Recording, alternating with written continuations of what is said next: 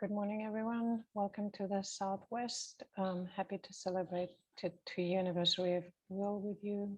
Congratulations on the second anniversary.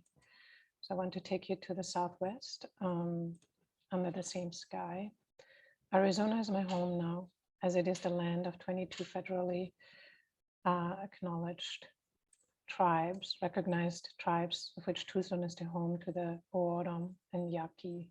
I call this land to be where the sun and the sky rule, and where the expanse of the land and the horizon melt into a vanishing point. Where the relentless presence of the sun in intensity glare us with white light, where the energy bounces off the stretches of the land and the dust particles that dance in the air. The Sonoran Desert, also known as Desierto de Altar, is this arid region spanning several states. It is the hottest desert in the American Southwest.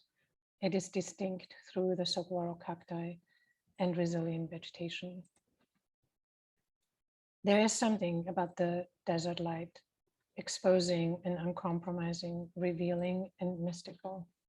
In the words of the young John van Dyck, who reflects on this observation of the desert light in his travel journal, The Desert, Further Studies in Natural Appearances,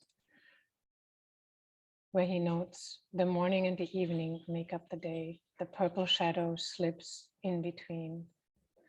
This image shows it quite well at the base of the Catalina Mountains, illuminated in reverse sunset light, when the topography of the rocky formation is distinct and articulated through a shadow blue, which manifests in works of the legendary architects like Judith Jaffe and others. He also notes, but the changes in the blue during the day have no constancy in change. The caprices of light, heat, and dust control the appearances.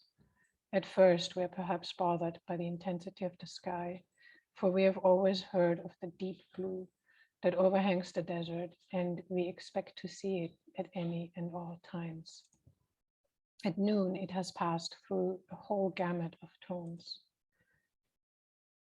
It is intensely hot in the desert at times, but the sun is not responsible for it precisely in the manner alleged.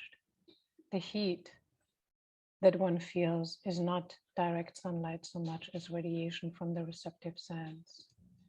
And the glare is due not to preternatural brightness in the sunbeam, but to there being no relief for the eye in shadows, in dark colors, in heavy foliage. The vegetation of the desert is so slight that particularly the whole surface of the sand acts as reflector, and it is this rather than the sun's intensity that causes the great body of light.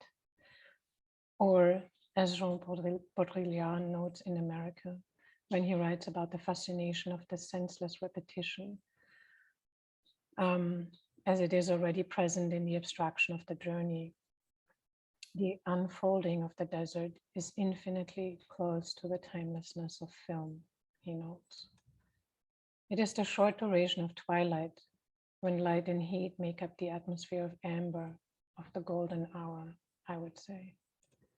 It is then when we come up close with the expressive, resilient nature tested by the dry heat and burn, bleached by the sun and ground by the winds.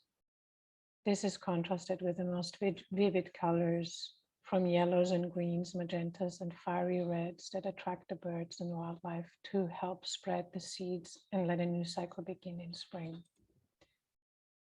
It is this beautiful coexistence, an interplay of forces under the same sky that inspire and make our days.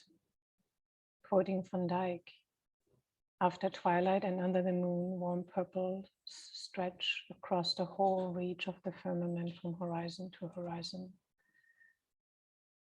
where the most subtle pink hues of the summer sky soon change to drama and excessive color due to the rising humidity of the southern winds from Mexico, which bring the long longed for rains and create a microclimate known as monsoon.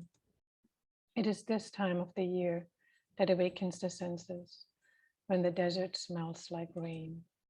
It is this time of the year that more than others remind on the darkness of our 1 million people city which is home to the International Dark Sky Association. And which is close to Kitt Peak, the nearby second most significant research facility in the US to observe the stars. Tucson, where the dimly lit streets are still outweighed by the general appearance of the night dark, and where the firmament of the night sky still can be observed with a blank eye. This is home. This is the Sonoran Desert light.